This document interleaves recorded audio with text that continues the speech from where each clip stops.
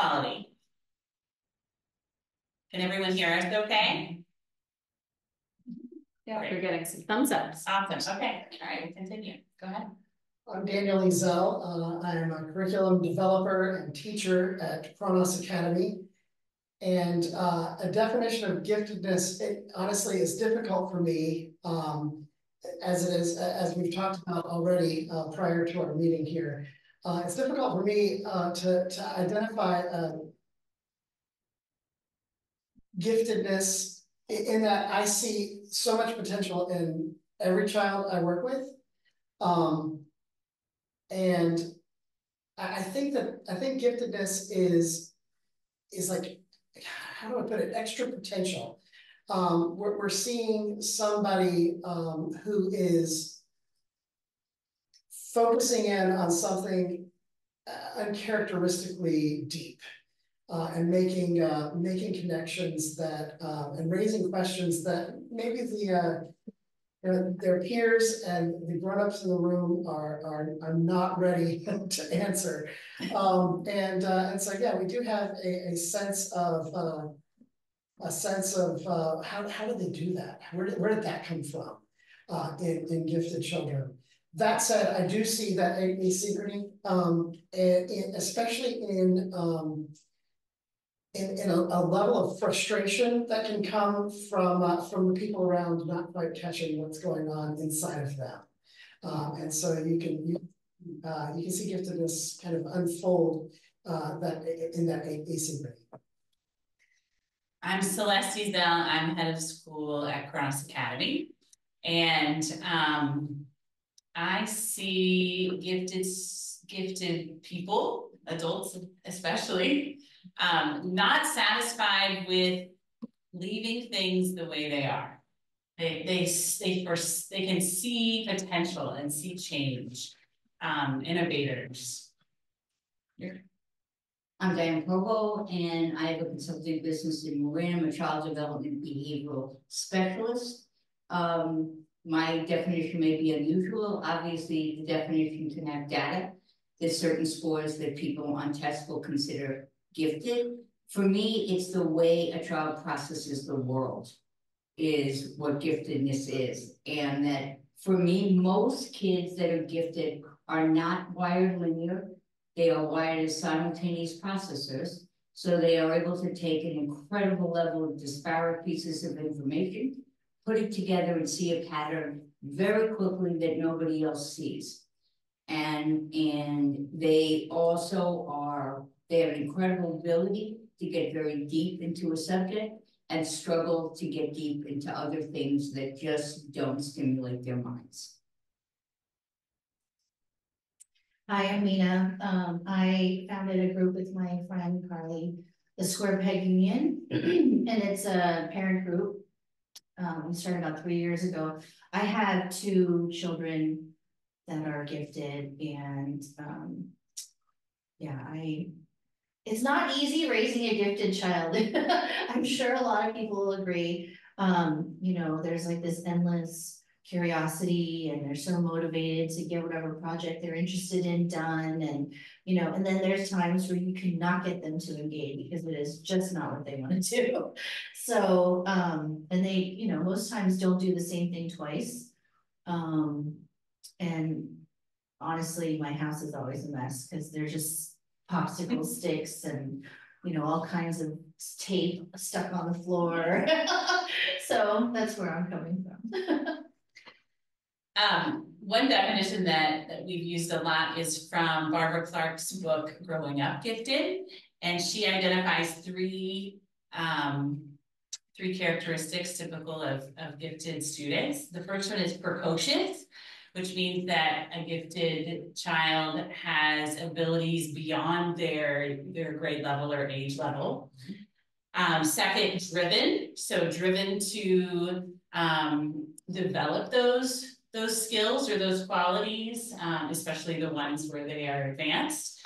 And divergent in that they want to pave a new path to the end result. So if you give a gifted child an assignment, they want to find a different way to accomplish the task. they get such a kick out of that. They get such a satisfaction of doing something innovative and new. But we could just briefly comment on, there's a rather stigma about giftedness. Does anybody want to comment on that? On the piano? Yeah, well, I think that there's such a, long political history that you could look into the past of giftedness, and it often gets tied with elitism or, this idea of being better than other people. And it's so interesting because there's not a stigma in other areas of giftedness. If you look at athletic giftedness, and for whatever reason, I think that we've talked about earlier, it's just not liking the term, because I'll often hear people say, well, every child is gifted. And it's, well, yes, every child has their own gifts, and every child is amazing and has so much to bring to the table. What we're talking about is a specific subset of kids who have neurological differences that make them outside of the norm. And so therefore they need support in a different way than kids who may fall within the norm. Yeah, thank you. Ghazala Rafati, our neuropsychologist who is going to be participating in our panel, was unfortunately unable to make it. But Minna, I know you talked with her, maybe you could comment on the type of work that neuropsychologists do with gifted students and even the testing available for them. Yeah, so a lot of times when you go to a neuropsych, they'll do some tests, and the most common one is the WISC. So there's an age range of 6 to 16 years old, and they'll have they'll test your IQ. And then usually though, when you do that, the neuropsych testing, it's not just IQ that you're looking for. They'll do additional tests and get a full developmental history, and so it's quite in depth, but you get a lot of information on like exactly how your kid processes information and what is, where you can be high in 2 different areas.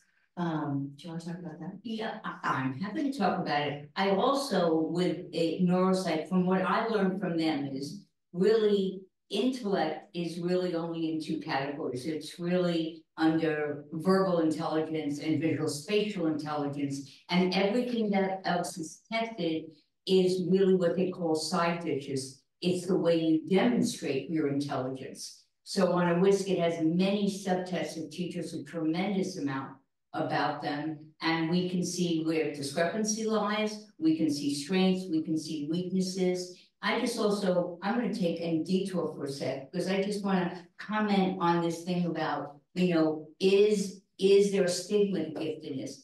I think the stigma for kids that are gifted are the expectations we place on them, and that it's not a stigma, but it's more a lack of our understanding of who they are and what they need.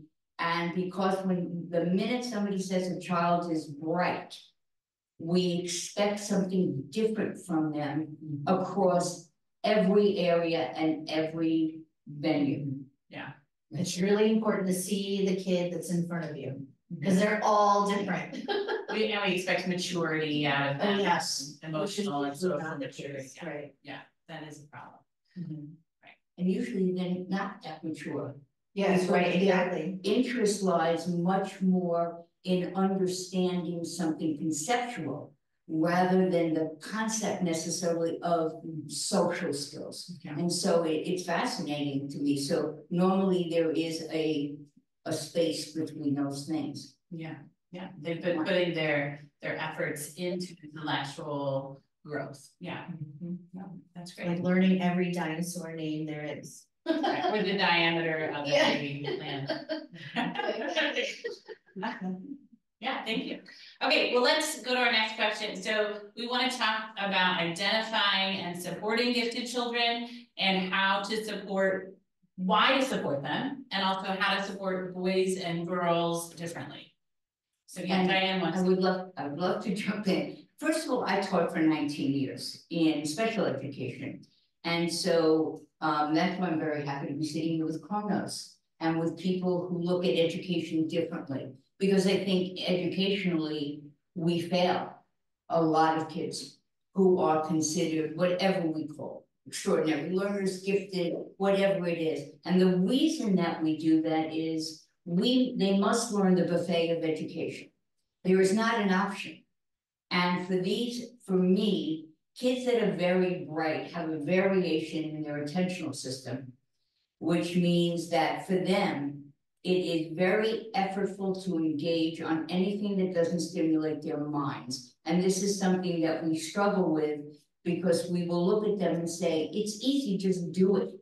It's not conceptually hard for them. What it is it's engaging difficulty for them. They can't engage on it. And to me, this is one of the biggest features that is personal that we need to understand, particularly as educators, is the fact that for a child that has a certain level of intelligence, it is literally painful to attend to a low-level stimulus task, like picking up your towel.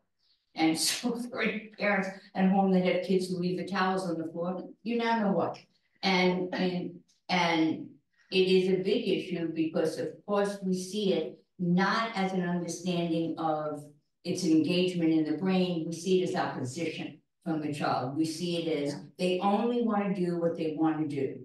Well, the issue is their brains are wired to learn things that highly stimulate them, and they're not necessarily wired to effortlessly engage on things they don't. And when we ask them to do it, there's a tremendous amount of anxiety that comes up for them, and there is where the resistance lies. Though we don't interpret it as engagement resistance, we interpret it as behavior. That's so interesting. We have 3 kids as well. You should speak on it about our oldest and her transition to public high school after attending our school. So we have an upcoming graduate from our school, a rising 9th grader. We also have a junior in high school now, and transition. So our school emphasizes everything within the context of history and within a relationship between all subjects. And it may be that the tenuous connections between subjects is only that they happen at the same time.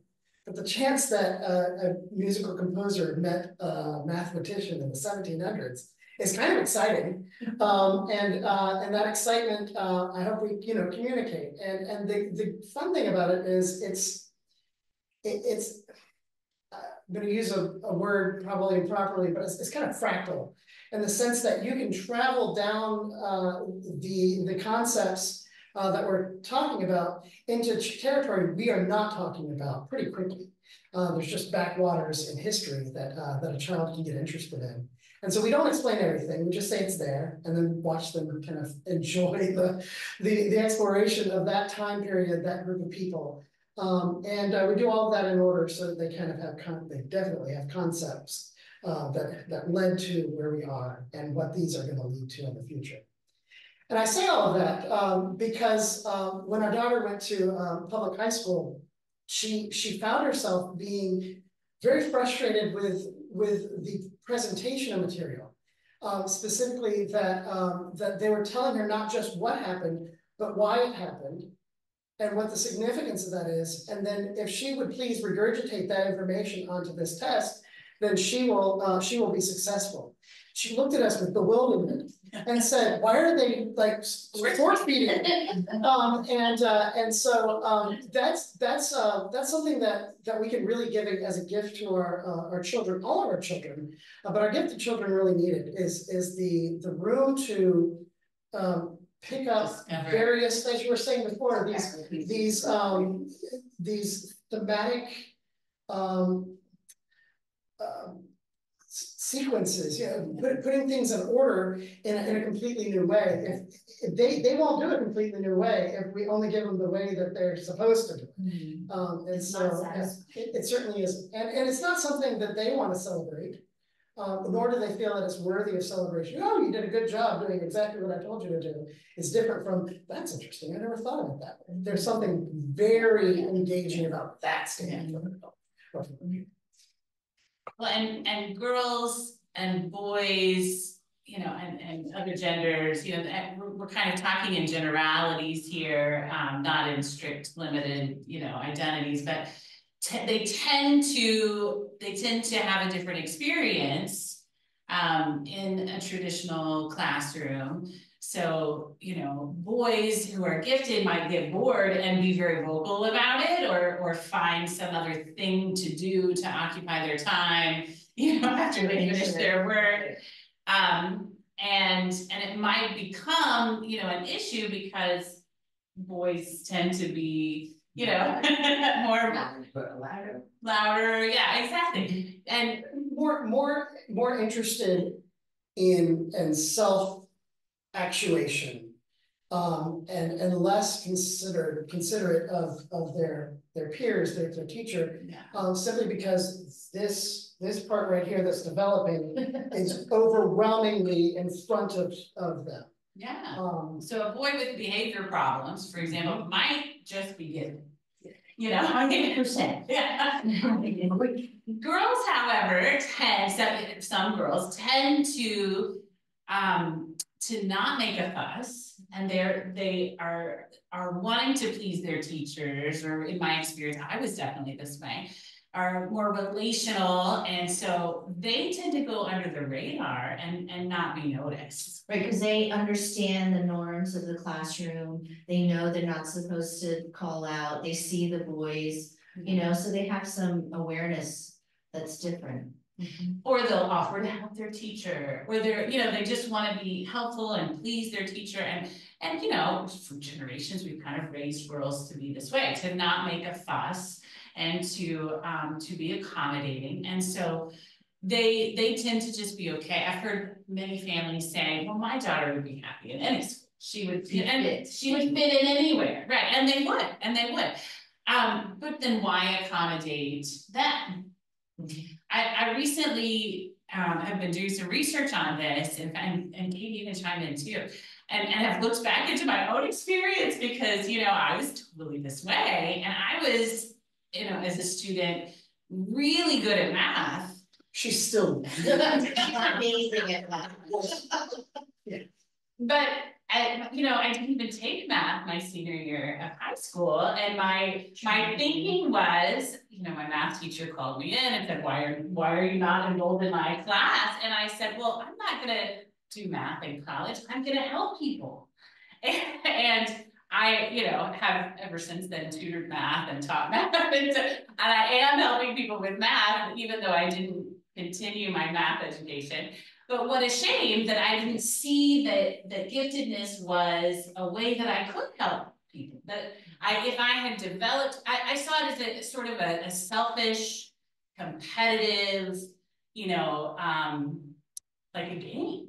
For, you know, like I'm addicted to a video game on my phone almost. Like, I saw math in that context, that it wasn't something that was useful or helpful to others, but it was something I just personally enjoyed, and it was sort of selfish of me to enjoy it and be good at it. And so I don't know how many other girls are this way, but I was so devoted to helping people that I was willing to drop out of something that I was good at. And so my mission now in life is to show these girls that whatever they're good at is something that they can give to society, and they can help others with. So if I had become a mathematician, who knows? Maybe I could have like helped the world with some different discovery. Who knows? But I see, and I've done research on like the confidence loss that girls have, and how they even pretend that they're not gifted just so that they can relate to their friends. Yeah, because they notice everything, and if they're sticking out just a little bit, they'll come down just to stay on level. Well, because instead of learning what they should be learning, they're learning how to conform and how to fit in. And so that's what they're, and I think that what that breeds is exactly what Diane was talking about, is anxiety. And so we have these girls who have stayed, you know, just tried to fit in one way. And I think that one of the things that's so hard with so many gifted kids is they can often fall on two extremes. So you can have one kid who is a perfectionist, wants to get everything exactly right. And then I have, you know, on the other end of it, like we were talking about, I remember I had a student who said she was allergic to organization. Like, we need to, and it's all about focusing on the process versus the product, because for both ends of that, it's a loss on either side, because you're either having somebody who's just trying to fit it in and do exactly everything just right, or I know with a lot of kids, their ideas are so big they can't even figure out where to start on the process, because you've asked them to do this and they're thinking in multiple dimensions about how they're going to get it done, and so then they get stuck with how to even start. So I think that one of the biggest things is giving kids this metacognition and this knowledge of who they are as learners, so that whether or not they fall on one end or the other, that what we're doing as teachers is really identifying how they're specifically different and then arming them with that, so that they can say, okay, we're going into this is going to require some organization, not my forte, this is what we all do as adults. Yeah. And figure out, how do I best participate or show up and be able to be authentically myself and show my own ideas. And then on the flip side, like boys are so competitive, right? That's why they're just always like trying to outdo each other, which is, they're not even thinking relationally in what their peers are doing. They're just seeing their closest competition and just trying to like ratchet it up. And I think we miss, which is really sad to me, whether it's in girls or boys, that we, for some reason in traditional education, we have gotten locked down to this belief that organization is a sign of intelligence, and it's not. I'm very organized, so I get to say this, and I'm not that bright. So, okay, now that we clear that conceit, sorry with me. And and so that all these kids that are in traditional settings are seen as struggling academically, which they're really not. They're struggling with the organizational pieces of, remember to put your name at the top left-hand corner. Remember to do this, which is, I can tell you, you could teach a puppy that. So it is not a form of intelligence, it's a skill set that develops in the brain, and some people are wired linear and they're not. And we miss all these kids because they struggle with turning things in, remembering certain things, how to particularly do something they've been asked to do. And we somehow register as that means they're not bright. And I'll just throw in, which kills me, because I sit in all these meetings where we have incredibly gifted kids if you let them run with the subject matter. The worst thing for a kid that's really bright is a subject matter that doesn't interest them, or what I call stimulate their minds, and somebody presenting it that is not interesting. And that's why we're sitting here with Chronos, because they are interesting. And it's torture for them. So I think there needs to be a greater understanding of what is a simple skill to learn, what is a skill set that you really don't learn, you're born with, and that has nothing to do with intelligence, like processing speed. The speed of output has nothing to do with how bright you are, but kids sit in schools believing I don't get production out as quickly, therefore I can't be smart. Yeah, just knowing who you are and your strengths and challenges, or, that understanding in some ways is more effective than medicine, right? Like if you kind of know how you operate in the world, that awareness is key. Yeah, I was just thinking, I don't think my kids know how to tie shoes. Because it's a sequential skill. Like I think they tie it differently every time. Yeah, they do. Interesting. Yeah, I learned that slowly, but once I learned the very fastest way to tie shoes, check in with me on that. Then I had no other choice. That was the least waste of time. So, But it was also a way that nobody else does it. it is pretty. Are you a divergent? I confess to divergence. I remember learning that somebody else was reading a book that I was enjoying, and suddenly it was a tasteless book to me. This is somebody else's favorite book? Give me something new. That's why I didn't like books that were assigned reading. That's all these revelations right in front of you. Okay. Okay. Well, shall we move on to question number 2? Oh, actually, I wanted to go back to getting tested early, so. Oh, Yeah, so if you get tested, you can get tested as early as you want, honestly, like these things. like age present- 4, right? Yeah. Age 4. Even younger than that. Yeah, it's Older. 2.5, Okay. 2.5 to 90. I have 2 questions from the chat before we move on. One was from the first question, which was, can you talk about the term 2E and how it ties into your definition of giftedness? And the other was, how do you access this testing? Yeah, so 2E refers to, academic giftedness or. It like stands for musical twice or exceptional. And I feel like most gifted children are 2E. And I don't know, do you want to? No, and so twice, not all gifted kids are twice exceptional. What is to me twice exceptional, and Katie, I'm sure you all know more than I do on this, is the fact that it is a brilliance with a challenge. And those two things come together, and that's the discrepancy in their learning or discrepancy in their performance. So you have very high verbal skills and average, not low, but average visual spatial math skills. And so that discrepancy creates what we now call 2E. It used to be strictly working memory was the problem and processing speed, qualified view is 2E. Now it's really understanding the discrepancy between certain forms of intellect. Well, and I would add that what we initially talked about your definition of giftedness is that you said it had to do with our expectations. And I think that what the disservice that we do to 2E kids, even more than gifted kids, is that we expect them to be smart, or that, we've seen this one side, but that they have a challenge also. But it also unfortunately has, repercussions in terms of misdiagnosis or misunderstanding of, there have been a lot of twice exceptional kids who have been put into special education classrooms. Oh, yes. And that's, Never do that. it doesn't go well. Well, Yeah, that's where never the do. anxiety is going to sit. That's where they get tortured. I'm not saying they don't have needs but to put them into an environment that doesn't activate their thinking. They would rather have their teeth pulled out without anesthetic. And they are in and understanding that piece. So it is trying to figure out where do they fit.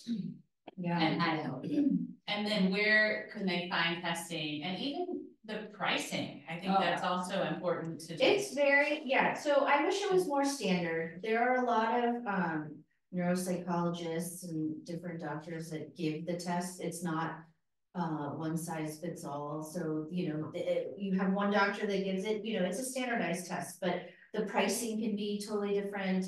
There are a lot of doctors that will do low cost just to give back, but they only take a certain number. There are training places. Well, there are also Number. There's the Summit Center. Oh, there's tremendous distance. We have, people that are neuropsychs in their own, their own practices. We have neuropsychs that are part of centers or developmental centers. And the tests are similar, but not always. Depends on what the neuropsych picks out as trying to get and understand about that child. Certain of them are pretty standard, but then they deviate according to what we're trying to understand about a child. Whether it's, do they have dyslexia? Are we looking at auditory processing? Are we looking at an understanding of how you visually process? And getting that understanding. So there's variations in cost there, and you can look everywhere for them, and they're everywhere. So city, East Bay, Peninsula, Marin County, there are neuropsychs everywhere. One of the biggest issues for me is getting a neuropsych who knows how to interpret their data really well.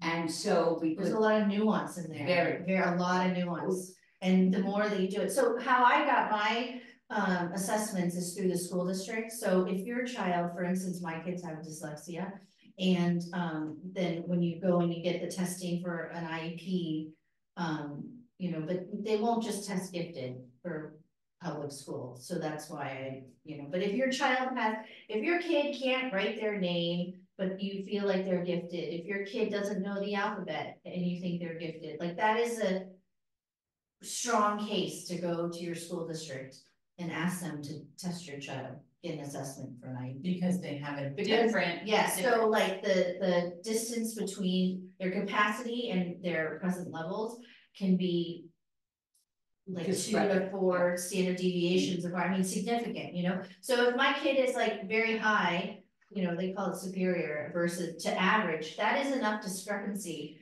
in order to get services from the public school. On learning disability. And can I ask, to follow up with you? Can families who are enrolled in private schools still get services from public, or from their public? Not services, but no, I mean, testing and assessment, Yeah, so there's something called child find, and public schools, you know, just because so you go to your local public school to get the assessment, regardless of where your private school is and whatever district that is, you go to the place that you live in, that public school, and you request an assessment. And they can turn you down. So They, let me be yes. perfectly clear But on then that. you go to Square Peg, and then we'll all And- connect you and try to, you know, help you figure it out. They have 15 days. So I am getting a lot of requests for some of these specific resources that you're talking about. I wonder if that's something maybe we could pull together after and send back out. I have it on the SquarePeg, union.com/resources. There's a whole section there. I've been adding low cost neuropsych also, because it is really expensive. So it can be like $500 for a test, up to $10,000 for a full neuropsych. She's got it in the chat. Okay. Thank you. Keep it on the calendar. That's so. / Resources. So I just try to keep everything on there, you know, and then yeah, we can put together, yeah, some resources. Absolutely. yeah, reach out to any of us. We're happy to help out. And if you need more, just ask for more and we'll do more research. email. It's fascinating and interesting and wonderful to us, and we certainly want to.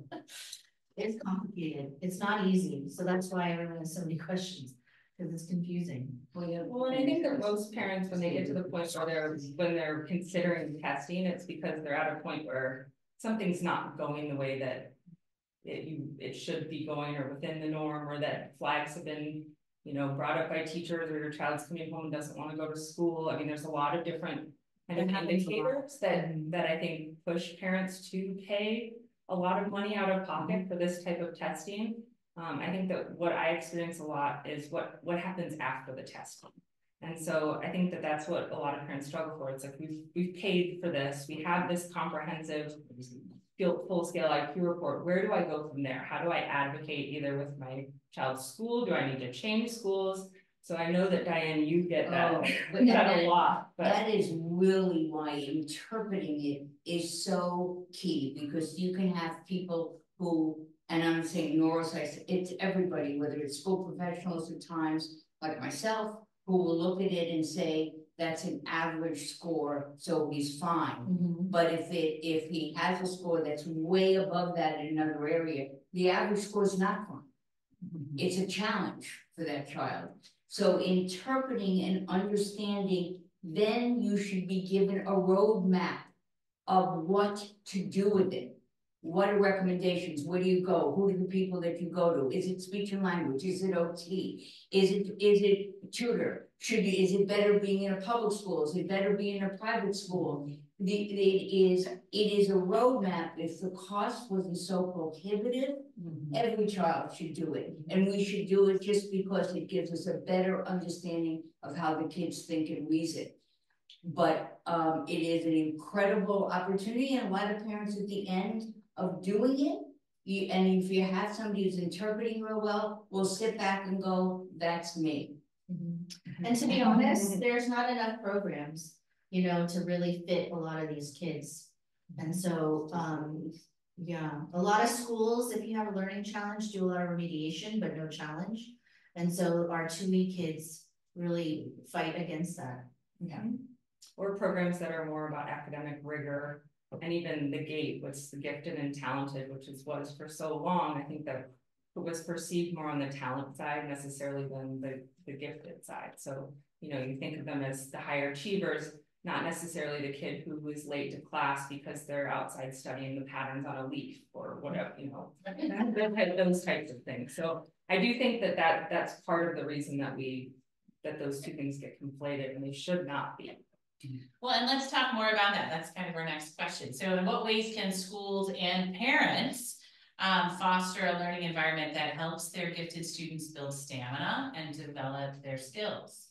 Right, so like in class, a traditional class setting, you know, they're not being challenged and they're gifted, so they're doing well in class. I mean, you know, one day the other shoe's gonna drop and they're gonna hit something that they can't figure out.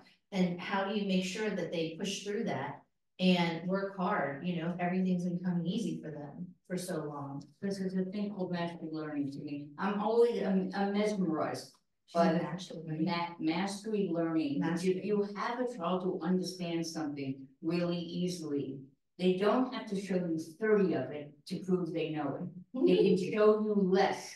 It's asking them to do the 30 of those things that makes everybody crazy. And so it is understanding intelligence and giftedness or whatever we're calling this is also understanding how to manage the learning environment for them so that they are happy in it and excited and looking forward to being there. And there's a balance. So it's not all about just math, reading, and writing. It is about their passions as well. And it's about learning about anything they want to learn. And there is time in every day to do it. But traditionally, and like I said, I'm traditional. You know, I went to school, they told me to write an A, I wrote an A. And you know, that was about it. And so, but to understand that to be able to split a school day, and it's a lot of things, what Chronos do is you can have times for kids to explore things deeply, passionately, get lost in it, find new meaning. You don't have to eliminate it from the school. Yeah. Amen. They still have to show their.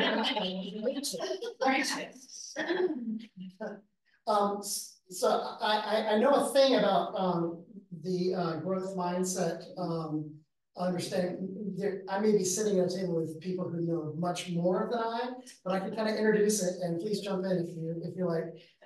Carol Dweck, about 20-30 years ago, began investigating what she determined was the difference between fixed and growth mindset. And roughly and quickly, a fixed mindset is kind of a universal human experience. It's when we believe that what we're good at or perform poorly at is actually a part of our fixed identity, and we will not get better at that either because we're already good at it, or we're not good at it. We won't ever become good at that. It's an in the moment myopic view of the way a human works. And there are strategies that educators and parents can employ to open up a world of understanding of the way our brains work that is called growth mindset. In growth mindset, someone understands that with effort, I can become better at such and such. And certainly those who are very, very good at, let's say, swinging a bat and hitting a tennis ball that's been pitched at 90 miles an hour. That person who's very good at that actually knows how many times they swung the bat in the many years up to the game they're playing at that moment. And they have a growth mindset about batting. And a fixed mindset person would say, I missed that one. I must not be able to hit a ball. A growth mindset says, I missed that one. I'll get it next time. And so one of the things that is incredibly important for us as parents is to say things to our children that foster a growth mindset. And Carol Dweck speaks about one of those in particular. She says that when you praise someone, praise your child for accomplishing something. You did a good job. You got an A. You finished. Those are, I don't finish is quite a category, but, you're so smart. You're so smart would be a fixed mindset, generator. A growth mindset generator, would be something more like, I really am amazed at how hard you worked at accomplishing that. I wanna honor the amount of time that you put into this. And so what you're doing is you're valuing with the child that which would actually make them better. And so then they're not, I'm gonna pause that for a second and just say that when you're in a fixed mindset and you think you might not get it, the chance of actually trying it, whatever it is lower. We can call it perfectionism, we can call it a lot of different things, but this fixed mindset actually stunts our exploratory effort. And puts us in a place where if I don't do this well, then I will not still be the smart person that I'm supposed to be, so I won't try. And so when we praise according to Carol, when we praise that effort, we're saying your identity is actually tied in your gumption, your grit, your capacity to try something no matter what the outcome is going to be. And so that's a very, very important part of our relationship with our students. It's an important part of our relationship with our children. And I hope that comes across. Is there anybody who wants to add to that? Yeah, well, I'll add just a piece of her, Carol Brooks. She once said something besides just the fixed mindsets, and she said parents should, when they sit down to the dinner table, stop asking what was the rose today, what was the thorn, what worked, what didn't work. That she said the question should be, who did something hard today? Yeah. And I thought that in a nutshell said it all. And making hard not bad. We have made hard bad. Yes. It's not bad, it's just hard. And so to get your children, take them to things that you haven't done that are hard for you and do it with them. Right. So they understand, like go to a singing lesson and look foolish and let it be hard. But I thought that was the most extraordinary piece of information. It just makes so much sense. That's the warning in a private one. You can talk about this, but in a classroom with the student who gets everything done quickly and easily, that becomes their identity.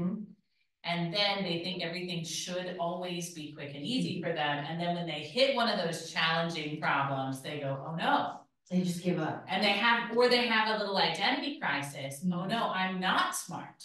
Oh no, everybody was wrong about me. They don't know it, but I'm really not smart. And so we don't want them to have that identity crisis and we want them to be challenged with hard stuff, hard learning, throughout. So go ahead. Yeah, well, I think that for so many gifted students, their passion, so like a lot of kids early on, they'll have this proclivity towards math, and they love to do math, they love to do it quickly.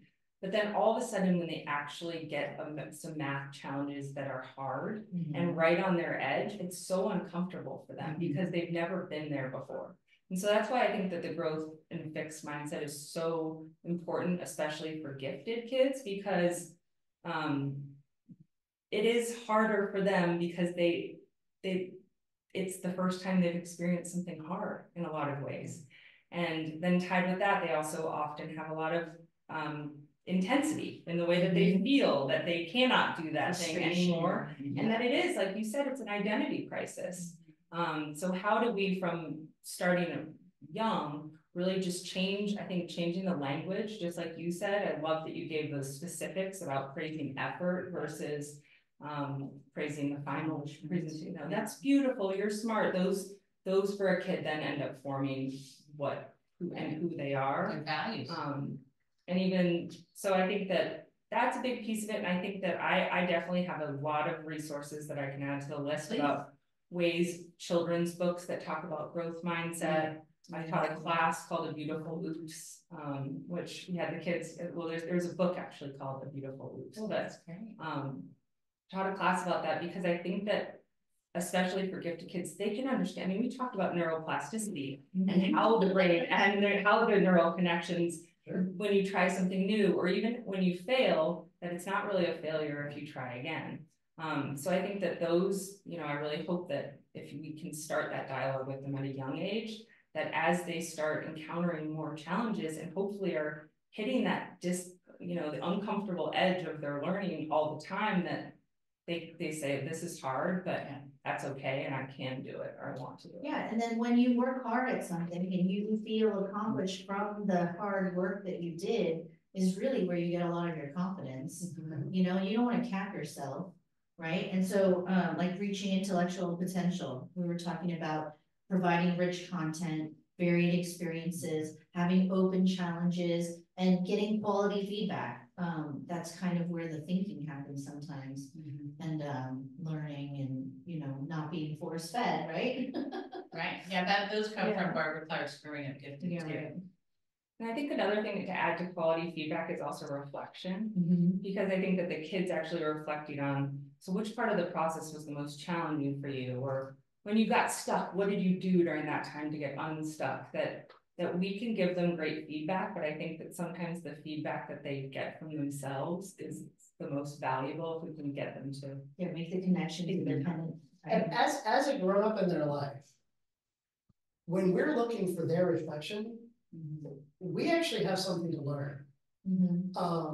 Because anytime anybody overcomes adversity, they've done it in some creative way that's appropriate to them, but there's almost always something to take away for anybody else who's listening.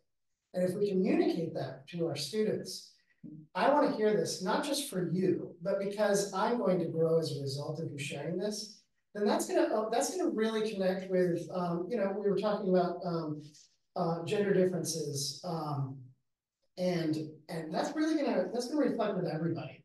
I can help you. You're my teacher, you're my father, you're my, that is a very valuable thing in connecting with the child. Well, and that goes with you want to touch on curiosity, yeah. How to encourage and reward curiosity. You're on this panel video right now, and you probably wonder how many questions your child could possibly ask. And if you start clicking the little clicker, you'll get a big number. They just never stop. Right? And at some point, the questions certainly for me and among my children have surpassed my capacity to answer them. I literally have never thought that question in my life. I would love to have come up with it, first of all, and second of all, I don't know. Let's figure it out together. If we can do that, or maybe that's going to be a PhD in your future. I'm not sure. But those kind of questions that our children generate are really invigorating to them. And many classrooms are structured such that those questions can only be so welcome. It's not that there's anyone in the room, especially adult in the room, who wants to stop a line of inquiry. It's that there's a job to do. There's a curriculum to get through. There's a test to prepare for. There's a number of students. There's conflict resolve. There's all kinds of pressures inside of a classroom. And so a child raises their hand and says, "I've got a zinger for you about this topic you're teaching." And I'm like, "Okay, I'll engage that." Now hold on, I've got a follow-up zinger to that. You're like, okay, we might be able to feel this one. Number 3, you're out. I'm sorry, I can't entertain this. You want a 4th? 5? No, you're going to, you get very emotional, right? And a child is something. Yes, totally. Sorry. Did that get personal? The point is that it can be very difficult. A child can learn pretty quickly how valuable curiosity actually is in the real world. And once they figure out that curiosity is actually subordinate to other activities, such as participating in a classroom politely, or I don't know, whatever, turning in your work, I don't know. Then that curiosity can actually take a backseat in the child. Because once you start suppressing it in one place, it may be that it's valuable actually to suppress this in other relationships. And gosh, I'm going to cry about this. That is such a loss for all of us. And so we really, as a community, need to find ways to spark that curiosity again, to reward those questions, and to provide, you know, this rich content and the varied experiences, the open challenges that were in Growing Up Gifted. This is the kind of stuff that where a kid can go, I don't know, that's interesting. Sparks curiosity. Yeah. So that's absolutely valuable, and you're looking for people to be the people and to find the people who will value that in their lives. I think one of the things too is like helping your teachers see your child. Cause that, I feel like a lot of times they make incorrect assumptions about your kid.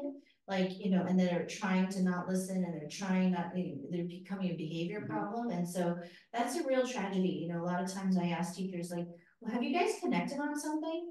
Right? Because like once you see a child and you connect with them, you like the kid will be more likely to listen to you also.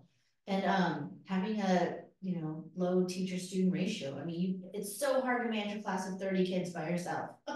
You know, there's no room for extra, right? We just got to get through the material. We can't take a side detour. Anyway, okay. There's a great expression that is, we're all born curious, we learn how not to be. And again, don't need to have those quotes, but it is, and there is not a lot of space in schools that allow for that time that curiosity deserves. And kids love to be recognized for what they're sharing with you. And so when we stop that, they feel unrecognized, uncared for. So there's got to be space for it.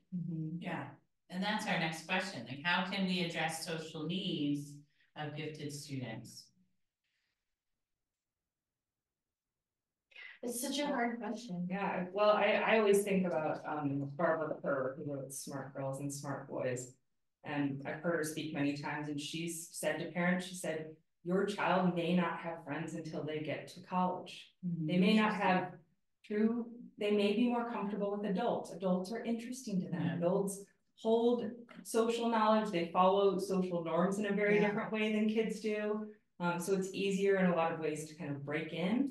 So true. But once you get older, you do go into specialties, you find your people. And for a lot of kids, I think that there are kids who want to be more social, who feel left out, and who want to forge those connections. And those are the ones that I think how we can support them in building relationships, or giving them an in a certain way can be really helpful. But there are some kids who the parents are more concerned about the social dynamics than the child, whereas the child is happy in their world. They're happy to be the one who talks to the teachers, and they're kind of grooving in that land, and they're gonna figure out and find the people that they connect with at a certain time.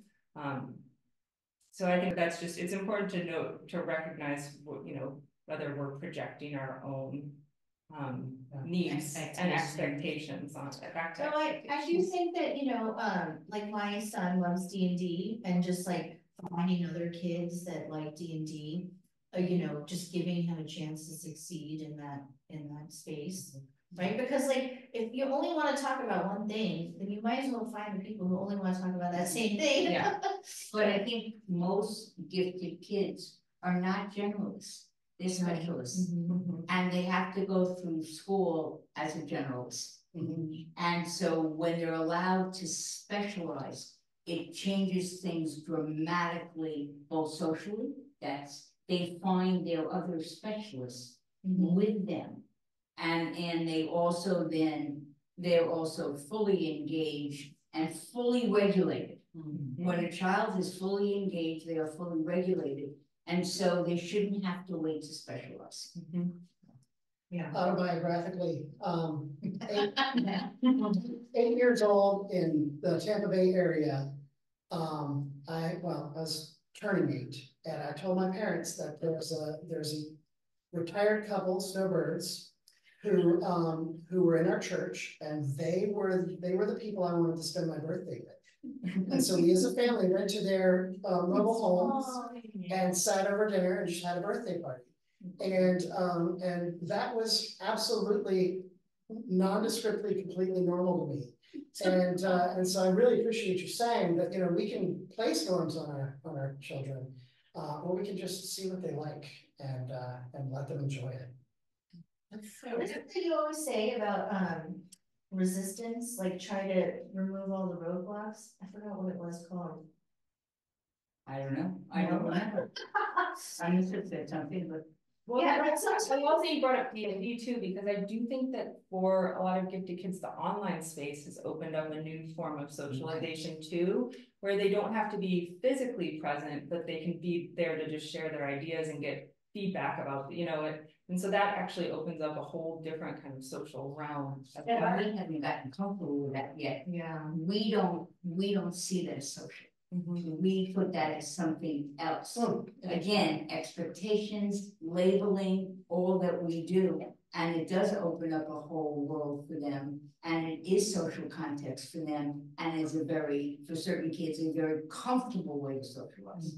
Well, so at my house, we have 3 computers next to each other, where we invite kids over and they sit next to each other and play Minecraft in the same world, but at least they're like in the same room, having that banter, you know, or like having a FaceTime group or whatever, you know, like our kids are constantly on FaceTime together. Yeah. Well, and I think that there are ways and program, and we'll get to some more resources for them to connect with kids that are gifted, that are like them, and that's maybe a summer program. We'll point you to some of those. And even just, you know, socially supporting them in if they have anxiety. I think for us it was hard to even recognize that anxiety was a big deal. Like we sort of underestimated the impact of anxiety at first. But supporting them, I mean, we're like, why are you anxious about that? It's not a big deal, you know, or instead of just believing them and supporting them in their world, like that's been a constant process for us too. So yeah, so let's talk about resources. And first, you know, we'll start with like public school, and maybe you could touch on, you know, the state of California, what's available. You've already made reference. Maybe I'll punt to you. But I believe it was Governor Brown actually threatened to cut funding for schools if we didn't vote for a certain package. Wasn't that right? Didn't that happen to us? And we voted for that package. So we got funding for schools. But part of the process, I can't remember if it was his first time as governor or second, he said, we're not going to have specialized funding earmarked for gifted and talented students in public schools. That fund is going to be in the central fund of the schools. Anybody want to add more to that? Because basically that means there's no special funding, no mandate, no special funding, no track, no class. Yeah, it's if a school's going to do it, it's going to be an uphill battle for anybody who wants to see children who have needs in this neck of the woods. It would be a very uphill battle for the principal, for teachers, for anybody to pull anything off, because the funding is central. Well, when they pass No Child Left Behind. Oh yeah, what it is all the funding and knowledge. And I think it's needed there. It's not that it's not went into kids who have special needs and in the area of learning, more into that. And they now are leaving behind the kids that are gifted. That is what is so extraordinary. They have used that term, they created it, but they only thought of it in a very almost one-dimensional way. It's very interesting. And teachers are so restricted on what they can teach, you know, if they want to explore something a kid wants to explore, they're literally not allowed to. So it's probably super frustrating for them. Yeah, it was part of the reason that I had a short tenure in the LA USD's school system, but you know, I had a class and I was gonna be all creative with all the different ways that I could bring the curriculum. And I had the administrator say, I need you to do test prep. And to him, test prep was putting the test questions up on the projector and filling in the dots all together as a class. And this was the GATE program within LAUSD. But I think that what's hard is the test scores equal the funding. And so it's, you know, there are many gifted kids who don't necessarily do well on those types of, because divergent thinking is not the way to go with standardized tests. Divergent aptitude. What would that look like? A blank page. Fill this. No, they probably make a paper airplane or that would never be anything. Yeah. But I do think that there are a lot, I mean, for me, myself, I have a 5-year-old and he'll be attending kindergarten at a public school this fall. Even though he shows a lot of indications of being a kid who is gifted, I haven't had him tested.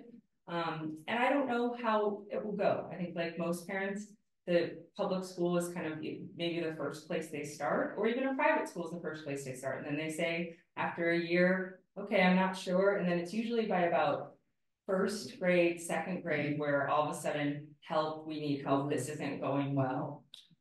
Especially as the academics of first grade are very similar to the academics of kindergarten, and then second grade can have some of the same. Yeah. Well, I think learning challenges, like if you're gifted and have learning challenges like dyslexia, 3rd grade is a lot, 3rd, 4th, 5th grade, depending on where you fall on that spectrum, is really, you know, you stop reading what is it, read to learn? Well, you first are taught to read and then you are reading to learn. And that's where it gets real hard. They stop teaching reading now. In 3rd, sometimes they're still teaching it. In 4th grade, it's now you're reading to learn. And so kids are left behind who are not proficient readers. Yeah, like for instance, when my son was young, I think I got called from the teacher or the school every day, every other day, and like that's how you know it's not a good fit. You know, there's something that's not quite working. You know, maybe they're not being supported in a certain way, or I don't know, there's something about the class or the teacher. I'm not sure, right? So it's all about trying to figure it out because every kid is so different. And like those kids are always in the principal's office also, you know. Maybe it's that they're gifted. Yeah, right, exactly. Like they just can't, they know exactly what they need to do to get out of that class so they could be in their own mind, you know? And you could change schools, or you could even supplement their education with other programs. So let's talk about private schools. So Chronos Academy is we are good for gifted students, because we have a different approach to learning, kind of a fire hose approach to learning. So we give each student, or we give our students a unit study every week tied to a chronological timeline. And so they have tons of information and a little bit of choice in how they want to dig deeper in those topics. And an intentional, not to take the too long, but an intentional part of that information is information that will not be immediately accessible to the student. That something exists out there on the horizon or even beyond the horizon, and it has this name, and it's really interesting. And you can't do it yet because you just don't know enough. But if that turns one of these kids on and they want to chase that out, go. So that's a big part of it. Daniel likes to dangle all the carrots. Oh yeah. This is a carrot. I'm putting it right over there. You know, and one of my favorites is that we are integrating the history of math into, because you know I didn't know that math could be relational, but the history of math and how math came to be what it is today. And which mathematicians are jerks. And that's really nice. I would have really got a kick out of that because I could have seen a context for math, and I think it helps a lot of students. But math is special because it's so logical and you can extrapolate and like you can kind of do it on your own in some ways, right? That's why you thought it was like so intense in the game. Well, we just boil it down to the skills, but we missed the story. And so that's why it wasn't as meaningful. Yeah, so we don't, here you don't focus so much on the IQ, more as the curiosity, the insatiable curiosity, and self-motivated and driven to learn. Like if your kid wants to learn, then you know who is anyone to stop them? Yeah, and not all of our students are gifted, but Yeah. the gifted students always never run out of things to learn. Anyway, there are other gifted schools around. Gate Academy is a fantastic school in Terra Linda for gifted We students. don't have a lot. So we don't have a lot. We don't have a lot of diversity of education. But these two in Marin, I recently toured Nueva in Hillsborough and South Bay, and it was fantastic. So there are some gifted private schools. And then, you know, private schools may have more ability to accommodate in general for gifted students, just a little more flexibility than a public school. Homeschooling, let's talk about homeschooling. In fact, Kresge Nova is so good for homeschoolers. A lot of homeschoolers, you know, work, you know, with their parents, but more homeschoolers are doing classes. They have kind of a menu of different opportunities and classes, and can choose their favorite passions. Yeah, I think that, you know, our hope is very similar to exactly what you were talking about, is I think we all know and can see that moment when a kid really gets sparked, when the wheels start turning and they're engaged and they're curious and they're like mind spinning 1,000,000 miles per hour. And I think that's what I know you both do here and everybody does at Chronos. And I think that our hope at Kresge Nova is to do the same thing on a smaller scale, since we're not a full school, but how we could be folded in, like you said, kind of there's this a la carte, we talked about it as the school of the future, where you're really looking at what are all the pieces that my child needs and how could I piece this together so that it best suits who they are. And so a lot of homeschool families will come to us so that instead of, you know, just a curriculum that they're running or even a pod group, that you're having this master teacher who understands gifted kids, who can move through content at a fast pace, but can also, you know, have the depth and the breadth of a topic that really gets the kids excited. And you can have that anywhere in the world. So I think that the idea is kind of bringing these global classrooms together.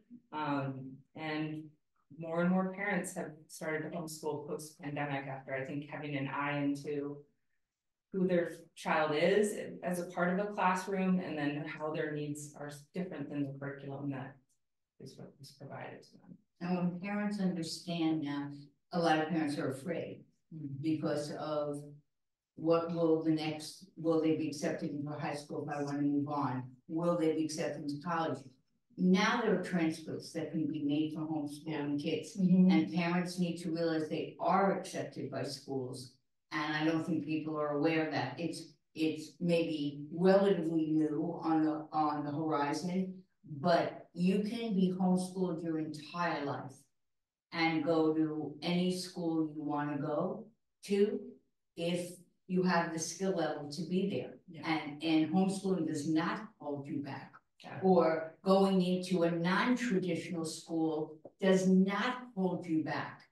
It, matter of fact, will make you exceed what you thought you could exceed. So I think parents need to understand homeschooling much more as not just filling a hole or not just for a while, that it could be for a long while and be incredibly rich. Sure. And they can go anywhere.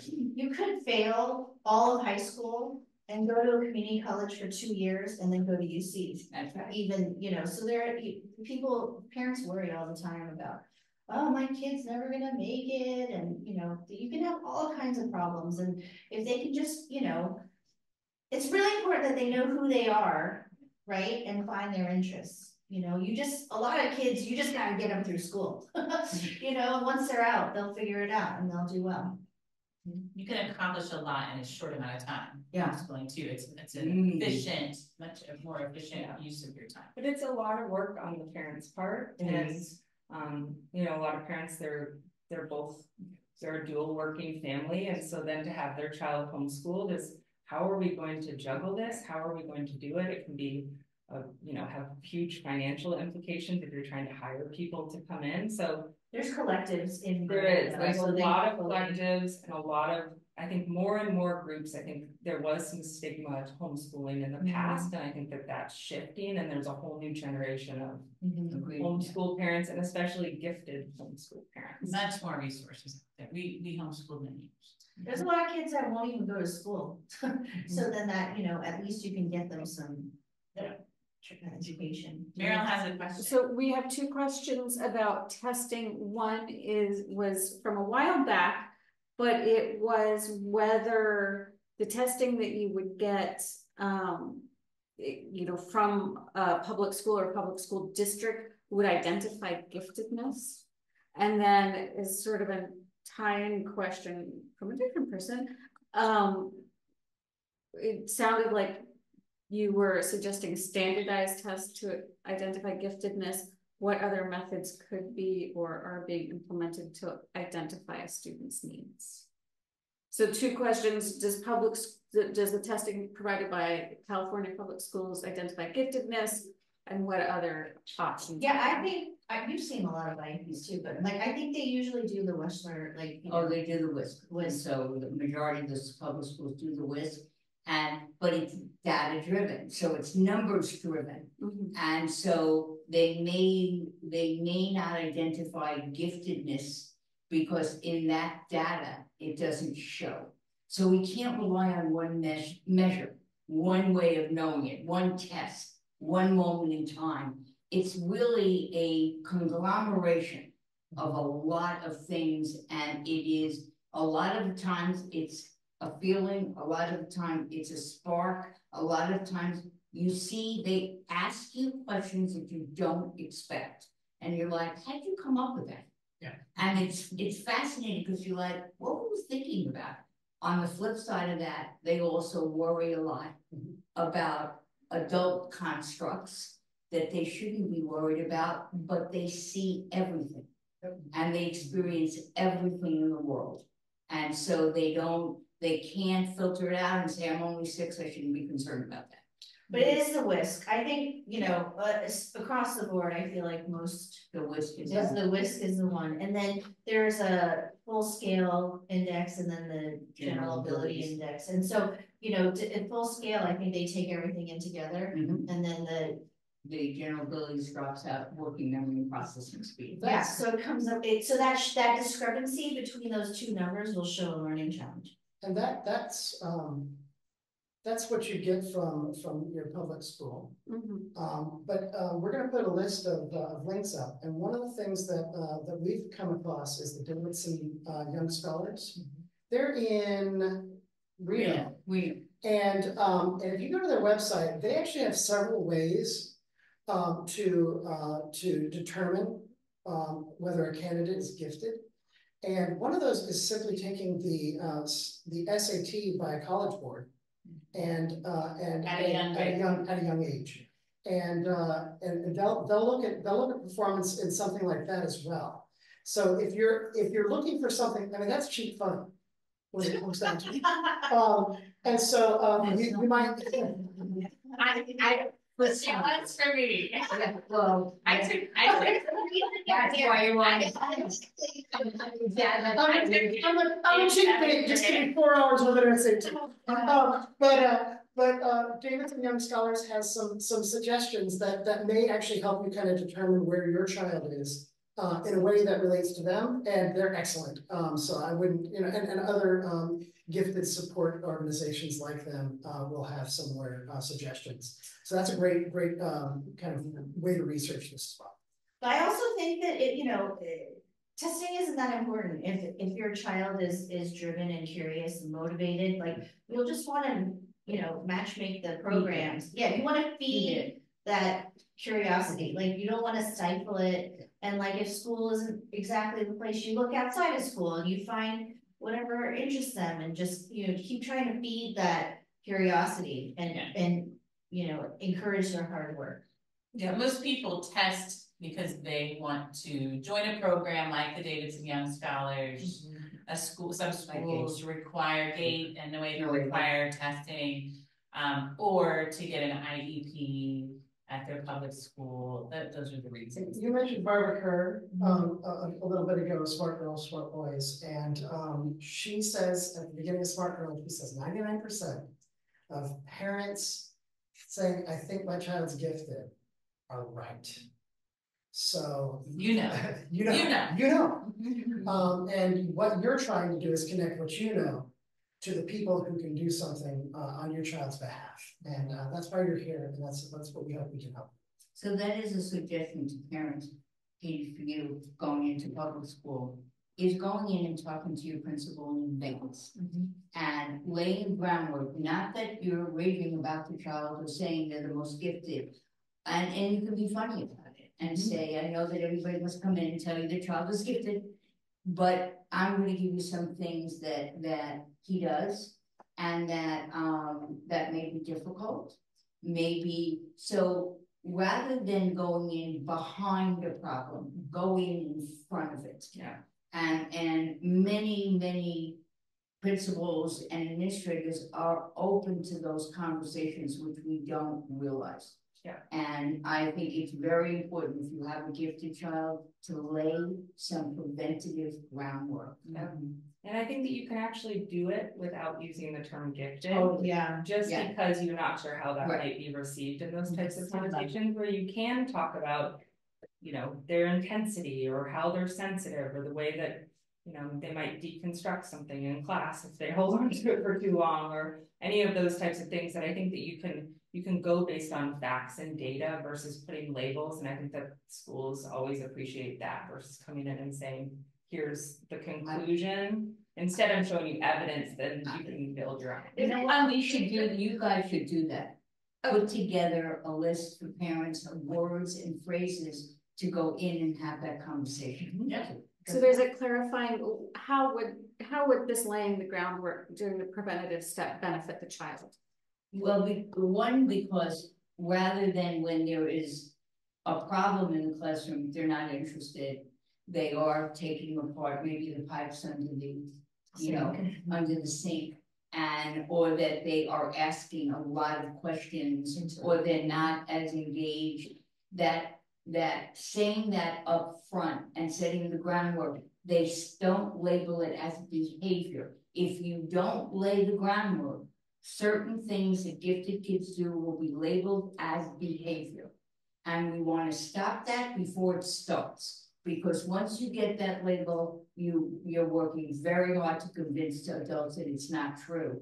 So the prevention piece, and I love the idea of having phrases and way to phrase it, and people are receptive, is a much better way to do it, so your child doesn't get labeled with something they shouldn't be. Because gifted kids can be very hard to figure out, but I think that what it is also giving them some of the foundation for knowing them before they interact with them as a student. Yeah, very intense, large class. Impulsive, easily frustrated, you know, all those things can go very wrong very quickly. And I can tell you, as somebody who taught for many years, and I'm sure you both experience it too, that a lot of parents do. So being that parent who does come, like, it's not necessarily the squeaky wheel, but that there are a lot of parents who do kind of pre-advocate and do come in and have those conversations, and it is helpful and it's well received by most teachers. Yeah, because they know that you're paying attention and that you're open to feedback and you want to work with the school and the principal and make it work.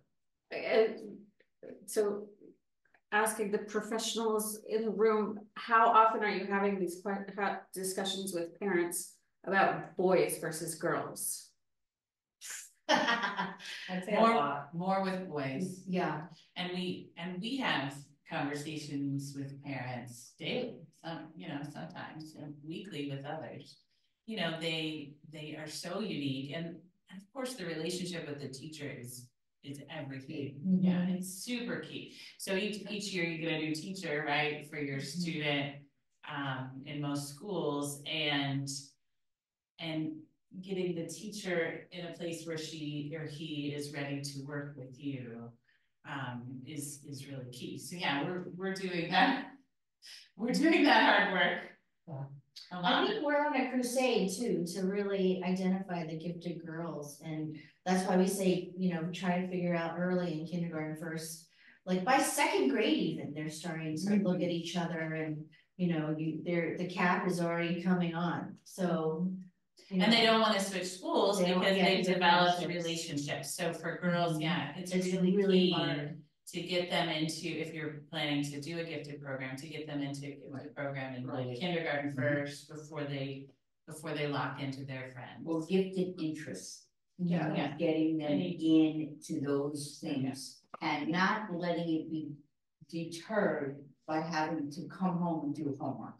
And so dropping out what feeds the child and feeds their brain and their soul, because they have to get certain work that is generalist work done. I'd like to speak. We've been thinking a lot about the stigma of gifted, and I think it has a lot to do with the legal status in schools. You know, it's a lot to demand of a classroom that's already struggling for funding. But I'd like to say that what's really encouraged me is to think of giftedness not as something that the child has received and gives them some advantage in the world, be that as it may, whatever interpretation you want to have in that direction. The real thing that we're fostering in the classrooms that are dedicated to their well-being is that they have received something that is a gift to the world when it's developed properly. And they have a gift to give. And it's not something that's for them. It's for all. And so we really have a responsibility to steward this child's capacity into as far into adulthood as we can go, so that when they have all their powers at hand, they're capable of serving us as a community with the greatest acumen and respect that they can muster. Yeah. Well, and I think that as a resource, if you're interested in reading about the differences, like we talked about Barbara, I think she does a really great job about speaking to, you know, smart girls versus smart boys.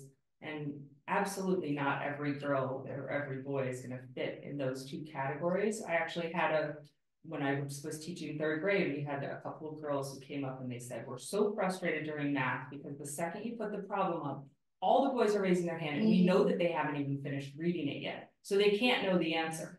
And they're like, it ruins our ability to think because their hands are shooting up. And so so we had to come together and talk about kind of math norms. And the one thing that some of the girls said is they really wanted to create a math club that was just for other girls. And they said they were fine with people joining, you know, but they didn't want it to become that competitive piece because that was taking away the joy from them. One of the things I heard is you get a little like handheld whiteboard and you write the answer and you hold it up so that everyone's not like shouting out the answer all the time. Sure. So there's different solutions. So does Stanford run their math circles that way, Katie? Do you know that, you know, that sort of just math circles. We do math circles don't have answers. Math circles have frustration. You can't answer that question I just gave you. Is that no? Yeah, I think telling parents math circles exist. Yeah, that's a resource. Yeah, we've got one here on Wednesday. There we go. Go know that. Girls who code. I love that. I love encouraging the girls. Even Marin Girls Club, yeah, I do that. We need to do a better job, I think, of identifying and supporting girls at a younger age because overwhelmingly gifted programs are higher percentages of boys. And even if you look at how many IQ tests are done, girls, you know, it needs to change because it's not because girls aren't gifted. Yeah, and what Celeste was saying about the peer relationships in second grade and on, you know, it's really hard to switch, right? They're doing okay, right? Why should we switch? Yeah. But you know, in some ways, you're like, they're not going to reach their full potential when you do that. Any last burning questions? It's 8 o'clock. I think we covered the questions. gave a few resources, but we can definitely pull together the list we've been talking about and email that back out. Maybe you can put Celeste's email address in there and they can shoot questions. Yeah, absolutely. Okay. Yeah, and connect with, you know, Katie or Gazale. She's with authenticacenter.com. Yeah. Well, this was so fun and riveting and exciting for us. Gosh, yes. Thank you. Thank you. Thank you for coming, all of you. Thank you for holding space for this. Yeah. Really. Let's do it again. I think this is an important conversation, and I think we should keep the conversation going. And thank all of you that are working in this field to help. Yeah. And so we need more programs. Thank you for making Thank those you. programs, because you know, how are we gonna address all this, you know? Yeah. Well, More I to think come. it would be great to get, I think if we do get questions from the parent community about what needs to be addressed, that can be really helpful too, to guide, you know, instead of going as a broad overview, we can really touch on those burning topics. Well, we will pass it along. We're trying to build a consortium of gifted programs, schools, you know, resources. And so there's more to come. We'll invite everyone back in the fall to another panel and hopefully some events. Yeah, and if there's anything you want to hear about, you know, definitely send Celeste. Yes, shoot me an email, and thank you. Thanks for coming. Thanks, everybody. Thank you. Take care. Bye.